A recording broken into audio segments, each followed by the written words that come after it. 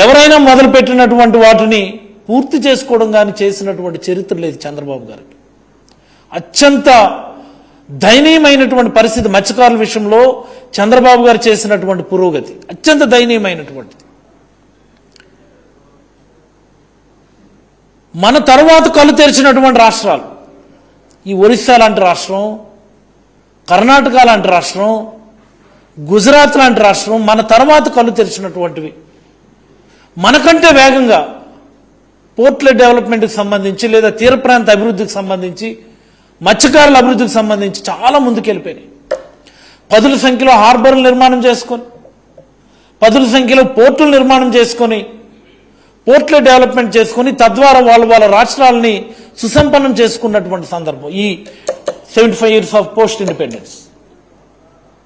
కానీ మన రాష్ట్రంలో జరగలేదే. మీరు తీసుకోండి, గుజరాత్ వెళ్ళి చూడండి, ఆంధ్రప్రదేశ్ మత్స్యకారులు అక్కడ పనిచేస్తూ ఉంటారు.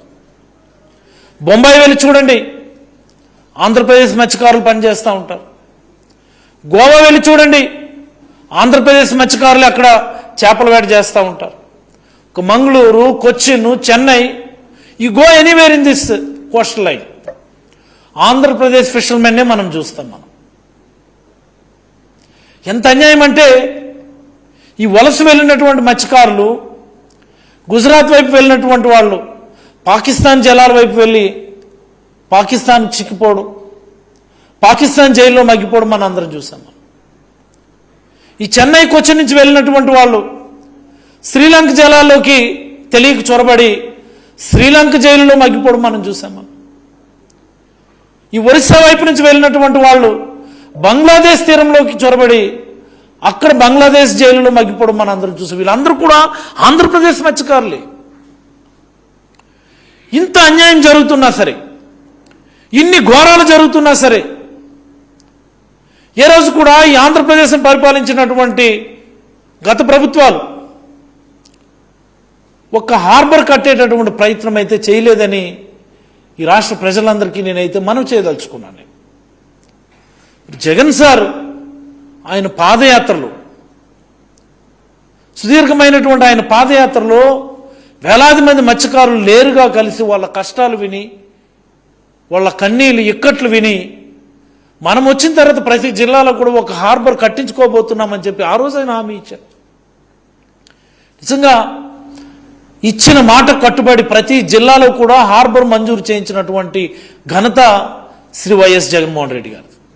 మొదటి విడతలో నెల్లూరు జిల్లా జువ్వలదిన్నె దగ్గర, ఎర్స్ట్వైల్ గుంటూరు డిస్ట్రిక్ట్, ఇప్పుడు బాపట్ల డిస్ట్రిక్ట్, నిజాంపట్నం దగ్గర, erstwhile Krishna district, present Krishna district, Machilipatnam దగ్గర మొదటి విడతలు, erstwhile east Godavari, present Kakinada జిల్లా ఉప్పాడ దగ్గర మొదటి విడతలో 4 హార్బర్లు మంజూరు చేసి ఇందులో జువ్వలదిన్నె హార్బర్ని కంప్లీట్ చేస్తాం 100%. నిజాంపట్నం, మచిలీపట్నం, ఉప్పాడ నియర్ కంప్లీషన్, అవన్నీ కూడా మొదటి విడతలో ఇచ్చినటువంటి హార్బర్లు ఇవి. రెండో విడతలో శ్రీకాకుళం జిల్లా నువ్వులరేవు మంచిలపేట దగ్గర, బుడగట్లపాలెం దగ్గర, ఎర్స్ట్వైల్ వైజాగ్ ప్రెజెంట్ అనకాపల్లి పూడిమడక దగ్గర, వెస్ట్ గోదావరి బియ్యపు తిప్ప, మరి అలాగే ఎర్స్ట్వైల్ ప్రకాశం డిస్ట్రిక్ట్, ఓడరేవు అండ్ కొత్తపట్నం, ఒక రెండో విడతలో ఈ 6 హార్బర్లు ఇచ్చినటువంటి ఘనత. ఇందులో బుడగట్లపాలెం పనులు మొదలుపెట్టాం, పూడిమడక పనులు మొదలుపెట్టాం, శంకుస్థాపన చేశాం, బియ్యపు తిప్ప శంకుస్థాపన చేశాం. జువ్వలదిన్నె అయితే మార్చి 12వ తేదీ 2024 ప్రధానమంత్రి గారి చేతుల మీదుగా వర్చువల్గా ప్రారంభం కూడా జరిగింది. ఎన్నికల కోడ్ ప్రభుత్వం మారింది. మరి ప్రారంభం జరిగిన తర్వాత మత్స్యకారులందరికీ కూడా ఆ జువ్వలదిన్నె హార్బర్లోకి ఎలవ్ చేయాలా, డీప్ సీ వెసల్స్ ఫిషింగ్కి అనుగుణంగా అవసరమైనటువంటి కార్యాచరణ చేసి మత్స్యకారుల జీవితాల్లో వెలుగులు నింపాల్సింది పోయి, ప్లీజ్ మార్క్ మై వర్డ్, ఈ 2 ఏళ్ల కాలమైంది ఓపెనింగ్ అయి. మార్చి 12, 2024 అయితే ఇది 2026 ఏప్రిల్ సుమారుగా 14వ తేదీ ఈరోజు, అంటే కరెక్ట్గా 2 ఏళ్ల కాలమైంది. ఒక మత్స్యకారుని అటువైపు వెళ్ళనివ్వడంలా, ఒక బోటుని హార్బర్ వైపు వెళ్ళనివ్వడంలా,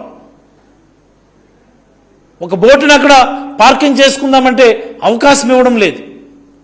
గత 2 ఏళ్ల కాలం నుంచి అడుగుతున్నాం, ప్రారంభించినటువంటి హార్బర్లోకి ఎందుకు మీరు అలౌ చేయడం లేదు? నియర్ కంప్లీషన్ అయినటువంటి నిజాంపట్నం, ఉప్పాడ, మచిలీపట్నం దాని లోపల కూడా ఎందుకు మీరు మత్స్యకారులు అలౌ చేయడం లేదని 2 ఏళ్ల నుంచి అడుగుతున్నాం. అప్పుడు తెలిసింది ఏంటంటే ఈ ప్రభుత్వం ఈ హార్బర్లన్నిటినీ కూడా ప్రైవేట్ వ్యక్తుల చేతిలో పెట్టాలన్నటువంటి ప్రయత్నం చేస్తుంది అని. ఎంత దుర్మార్గం అండి ఇది! హార్బర్లను ప్రైవేట్ వ్యక్తుల చేతుల్లో పెడతారా? ప్రైవేట్ వ్యక్తుల చేతుల్లో పెట్టి దానికి ఫీజులు నిర్ణయించి డబ్బులు వసూలు చేసుకోవడానికి ఇది ప్రయత్నమా? ప్రైవేట్ వ్యక్తుల చేతుల్లో మత్స్యకారుల జీవితాలని తాకట్టు పెట్టే ప్రయత్నం చేస్తారా? దీనికోసమే మీరు ఎన్నిసార్లు ముఖ్యమంత్రి అయింది? మీ ఎంటైర్ అనుభవంలో ఒక్క హార్బర్ మీరు కట్టించుకోలేకపోయారు, మంజూరు చేయించుకోలేకపోయారు. జగన్మోహన్ రెడ్డి గారి దయ వల్ల ఈ రాష్ట్రంలో 10 హార్బర్లు తయారయ్యేటటువంటి పరిస్థితి, 4 హార్బర్లు తయారై అందులో ఒకటి ఓపెనింగ్ అయితే దాన్ని కూడా మీరు ప్రైవేట్ వ్యక్తుల చేతిలో పెట్టేస్తారంటే ఇంతకంటే అన్యాయం ఏముంటుంది? అందుకనే ఈరోజు మత్స్యకారులందరికీ కూడా, ఈ రాష్ట్రంలో ఉన్న మత్స్యకారులందరికీ కూడా నేనైతే అప్పీల్ చేయదలుచుకున్నాను. మన జీవితాల్లో వెలుగులు నింపాలని, మన బ్రతుకులు మారాలని, మన జీవన ప్రమాణాలు పెరగాలని, వలసలాగాలని, మన రాష్ట్రంలో మత్స్యకారుడు మన రాష్ట్రంలోనే డీప్ సీ ఫిషింగ్ చేసుకోవాలని, తద్వారా మన అందరి అభివృద్ధి కావాలని చెప్పి ఇన్ని హార్బర్లు మంజూరు చేసినటువంటి జగన్మోహన్ రెడ్డి గారి వైపా, లేకపోతే తన జీవిత కాలంలో తన రాజకీయ ఎంటైర్ అనుభవంలో ఒక్కటంటే ఒక్క హార్బర్ మత్స్యకారుల కోసం కేటాయించలేనటువంటి చంద్రబాబు గారి వైపు ఒకసారి ఆలోచించుకోవాలని నేనైతే కోరుతా ఉన్నాను. కేటాయించలేదు సరికదా, జగన్మోహన్ రెడ్డి గారి హయాంలో నిర్మాణమైనటువంటి హార్బర్లను సైతం ప్రైవేట్ వ్యక్తుల చేతుల్లో పెట్టేటటువంటి ప్రయత్నం చేస్తున్నటువంటి చంద్రబాబు వైపు ఒకసారి ఆలోచించుకోవాలని నేనైతే కోరుతా ఉన్నాను.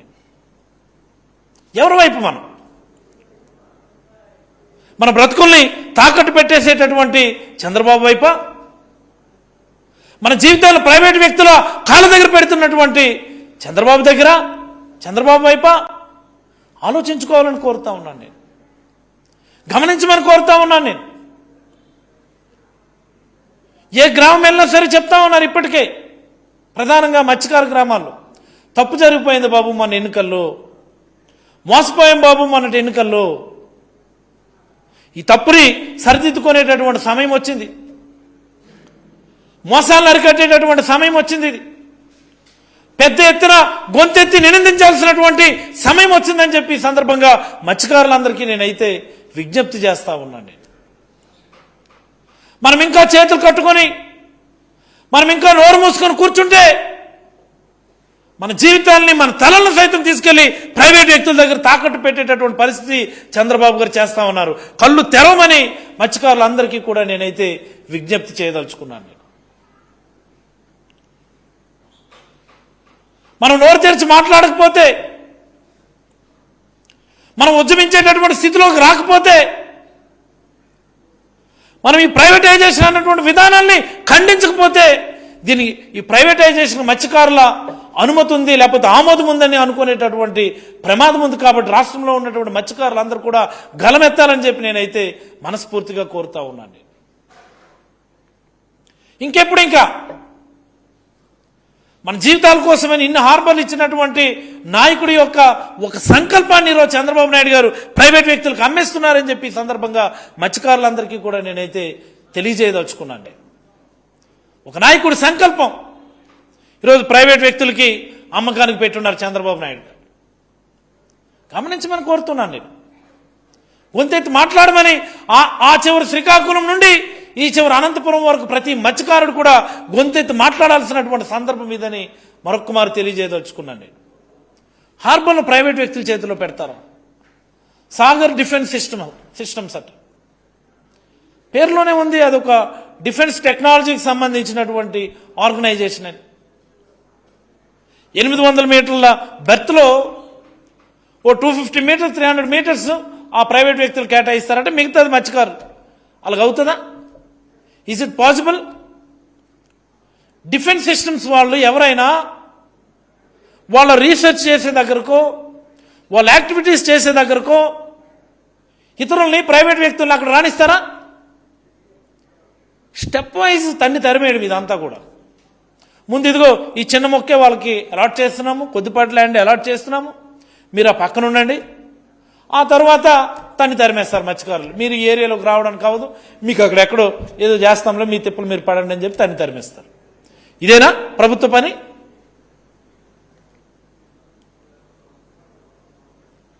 ఎన్ని కళ్ళబోలు మాటలు చెప్తున్నారు. రాష్ట్ర వ్యాప్తంగా నాయకులను చూస్తున్నాను. దీని గురించి వైఎస్ఆర్ కాంగ్రెస్ పార్టీ నినాదాలు చేస్తుంటే ప్రైవేటైజేషన్ వద్దు, మా హార్బర్లు మాకు ముద్దని చెప్పి మేము అడుగుతా ఉంటే అందరూ మీడియా ముందుకు వచ్చి మాట్లాడుతున్నారు.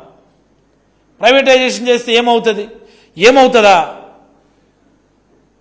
మన బ్రతుకులు ప్రైవేట్ వ్యక్తుల దగ్గర తాకట్టు పెట్టేసేటటువంటి పరిస్థితి వస్తుందని తెలియజేయదలుచుకున్నాను నేను. మన స్వేచ్ఛ స్వాతంత్రాల్ని కోల్పోవలసి వస్తుందని చెప్పి తెలియజేయదలుచుకున్నాను నేను.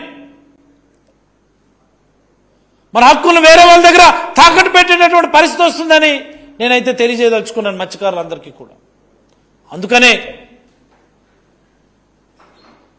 రాష్ట్రంలో మత్స్యకారులందరికీ కూడా నేను పిలుపు ఇవ్వదలుచుకున్నాను.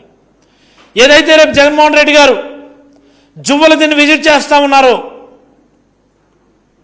హార్బర్ ప్రైవేటైజేషన్ని నిరసిస్తూ హార్బర్ ప్రైవేట్ వ్యక్తుల చేతుల్లో పెట్టడాన్ని ఖండిస్తూ ఏదైతే జగన్మోహన్ రెడ్డి గారు రేపు జువ్వలతీన్ హార్బర్కు వస్తున్నారో, ఈ రాష్ట్రంలో ఉన్నటువంటి అన్ని జిల్లాల నుంచి మత్స్యకార నాయకులు మత్స్యకారులు పెద్ద ఎత్తున పాల్గొని విజయవంతం చేసి ఈ ప్రైవేటైజేషన్ మేము వ్యతిరేకం, ఈ ప్రైవేటైజేషన్ మాకొద్దు, మా హార్బర్ మాకు ముద్దు అని నినందించమని మనస్ఫూర్తిగా మీకు అందరికీ కూడా నేనైతే పిలిపిస్తా ఉన్నాను.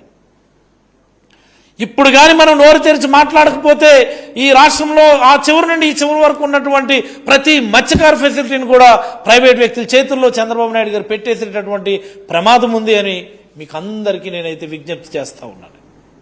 అందుకని ఖండిద్దాం, నిలబడదాం, పోరాడదాం, ఉద్యమిద్దాం. జగన్మోహన్ రెడ్డి గారితో మనందరం కూడా చేతులు కలుపుదాం. మన హక్కులు మనం కాపాడుకుందాం, మన హార్బర్లు మనం కాపాడుకుందాం, మన భావి తరాలను మనం కాపాడుకుందాం. మన జీవన ప్రమాణాలు పెంచేటటువంటి ఈ గొప్ప హార్బర్లని మనం కాపాడుకుంటే భావి తరాలకు అదే గొప్ప సంపద అవుతుందని మీకు అందరికీ కూడా మనస్ఫూర్తిగా తెలియజేస్తూ, ఈ ప్రభుత్వం దయచేసి మీరు కొత్తవి కట్టకపోయినా మాకు పర్వాలేదు. మీరు ఎలాగా గతంలో మీరు కట్టలేదు, ఇప్పుడు మీరు కొత్త కడతారన్నటువంటి ఆలోచన మాకేం లేదు. జగన్మోహన్ రెడ్డి గారు పూర్తి చేసినవన్నా అలాగే విడిచిపెట్టండి. మత్స్యకారులు శంకుస్థాపనలు చేసి మిడ్వే పనుల్లో ఉన్నటువంటి వాటిని పూర్తి చేయమని కోరుతున్నాను. కనీసం పోని పనులు మొదలు కాని సంగతి పక్కన పెడితే, మీకు చిత్తశుద్ధి ఉంటే మొదలు పెడితే సంతోషమే. అంత చిత్తశుద్ధి ఈ కూటమి ప్రభుత్వానికి చంద్రబాబు గారికి ఉందని నేనైతే అనుకోవడం లేదు. నేనే కాదు, ఈ రాష్ట్రంలో ఏ మత్స్యకారుడు కూడా అనుకోవడం లేదు. మత్స్యకారులు పూర్తిగా ఈ ప్రభుత్వం పైన ఆశలైతే సన్నగిల్లిపోయాయని ఈ సందర్భంగా నేనైతే మనవి చేయదలుచుకున్నాను. కళ్ళబోలి మాటలతోనూ అలవి కాని హామీలతో అధికారంలోకి వచ్చినటువంటి ఈ ప్రభుత్వానికి అభివృద్ధి అంటే, ముఖ్యంగా మత్స్యకారుల అభివృద్ధి అంటే అవగాహన లేదని, పట్టదని ఈ సందర్భంగా ఈ ప్రభుత్వానికి తెలియజేస్తూ, రేపు జరగబోయేటటువంటి కార్యక్రమంలో పెద్ద ఎత్తున మత్స్యకార సోదరులందరూ కూడా పాల్గొని ఈ నిరసన కార్యక్రమంలో పాల్గొని విజయవంతం చేయాలని మనస్ఫూర్తిగా కోరుతూ సెలవు తీసుకుంటా ఉన్నాను.